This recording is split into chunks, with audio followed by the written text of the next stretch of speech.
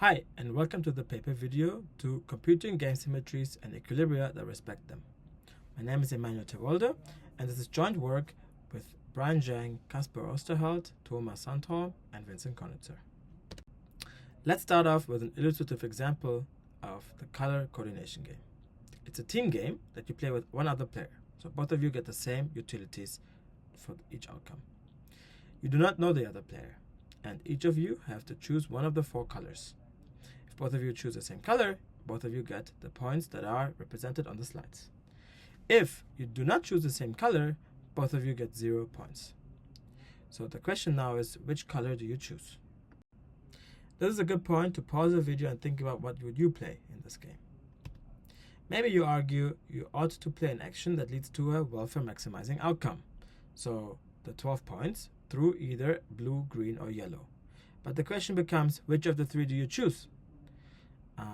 And maybe you help yourself by using a convention. Oh, I always want to play the action that's on the opposite side of the odd one out of the red color. So that would be the green color. But the problem is that the other player might use other conventions than you, and you might miscoordinate. You could also use focal points as an anchor of what to play. You know that blue is the most common color among humans, so let's just pick blue. But when the other player is playing their action, they might think of other focal points for other reasons. Or there might not even be a human, but an AI agent that you're playing with. Lastly, correlation devices are also very successful in circumventing coordination problems. They can signal to you and to the other player which color to play, and then both of you are fine. In the setting of this paper, we do not assume access to a correlation device. Without such a coordination tool, and without knowing who you're playing with, it might be reasonable to assume, for your decision making at least, that the other player is playing something randomly between the symmetric colors of blue, green, and yellow. And therefore, if you played one of those three colors, you should rather expect a utility of 4 instead of 12. If both players recognize that, they could avoid getting into such miscoordination issues and play red instead as a Nash equilibrium that certainly receives or achieves a utility of 10 points. Great, we have seen that symmetries can affect your decision making. But the first question to ask is, are symmetries even common in game theory settings? And we definitely think so.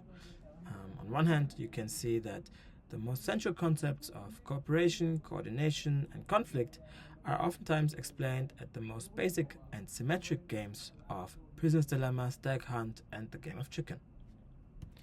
Symmetries have also been connected to notions of fairness. In the philosophy of the veil of ignorance, for example, you have the idea that each participant might be assigned to any player identity in the game. And in order for the game to be fair, you therefore want the player identities to be equally strong in some sense. And we can illustrate that at the game of matching pennies, which has a symmetry across the players. It's a little bit more of a subtle symmetry, and we will explain that later on in this presentation. But this symmetry across players shows that the players must be equally strong in the game. Fairness axioms, but also anonymity and neutrality axioms are also very popular in settings of social choice and of mechanism design, such as in voting and in auctions. And such axioms always come with a bunch of symmetries across players and also actions. If you know that the game has symmetries, you might also leverage them for better performance. This was done by the AlphaGo series, for example, to achieve superhuman performance.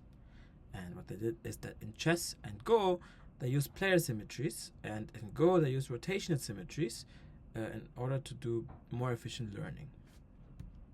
There's also the line of work of zero-shot coordination and ad hoc teamwork that tries to play well with team members that you've never played with before.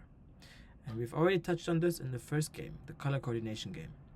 But it also shows up in Hanabi. There you also have color symmetries that might hinder you from coordinating well with people you have never seen before if you do not account for symmetries. Lastly, The environment might also enforce symmetrical play across different decision points. This could be, for example, because the multiple agents are copies of each other. You can think of self-driving cars on the streets that are all running the same software. Or we show in this paper that absent-minded agents can be modeled as teams of agents that are symmetrical to each other and that have to play a symmetric profile. This connects to my past research on imperfect recall, where you forget information that you had before. Now that we know why we would like to study symmetries, let's think about what exactly we mean with symmetries. For that, we work on the standard framework of finite normal form games. And on the right, you have that example of matching pennies. You have finite number of players, action sets, and utility functions. And a game symmetry is a bijective map from action sets to action sets, such that utilities remain the same, and such that the action set of one player is mapped to one particular other player's action set. We can see one example of a game symmetry here. It maps actions of player 1 bijectively to actions of player 2 and vice versa. And you can pause the video to check that indeed this game symmetry preserves utilities. In general, we observe that the set of symmetries of a game form a group. In this particular example, it's a cyclic group generated by this symmetry example. And one of the two main questions in this paper that we ask ourselves is, how easy is it to compute the symmetries of a game? And this table shows the first part of results that we have in this paper. On one hand, we show a few positive algorithmic results of polynomial-time computability for when you're interested in particular kinds of symmetries. We also develop an algorithm that runs in polynomial time, except it runs in exponential time in one component, which is the number of actions that are there per player. Finally, we also show graph automorphism and graph isomorphism completeness results. Those two graph problems form well-studied complexity classes in theoretical computer science, and neither of them are believed to be in P nor NP hard. We provide a few more graph isomorphism completeness results, and one of them resolves an open conjecture by Chow and Yang. In the second part of this paper, we investigate Nash equilibria that respects symmetries in the game. And a strategy profile is set to respect the symmetry if after playing a symmetry, the profile stays the same. So you still play an action with the same probability as before. And in Nash's seminal work, he showed that a Nash equilibrium always exists, but also that a Nash equilibrium always exists that respects all symmetries present in the game. The question now is, how hard is it to compute such a solution concept? This table shows the second part of our results. And we show that it is p-pair complete to find a symmetry respecting equilibrium in a general game. The hardness is already known before, but the membership shows that fixed point solvers and path following methods are suitable to find such a solution point. Secondly, we also show that in team games, which is identical interest between the players, it is CLS complete to compute a symmetry respecting equilibrium. CLS membership shows that gradient descent is well suited for this problem. Hardness shows that modulo polynomial time speedups, we cannot hope to be better than gradient descent, at least according to current complexity theory state of the art. In our third result, we provide an algorithm for computing a symmetry respecting equilibrium, and its running time depends exponentially only on the number of orbits in the game. So that means if you're aware of a lot of symmetries, then this pushes down the number of orbits, which makes your computation much more efficiently. And we can illustrate this at this game, which is an extension of rock, paper, scissors with a bunch of actions, and it is highly symmetrical.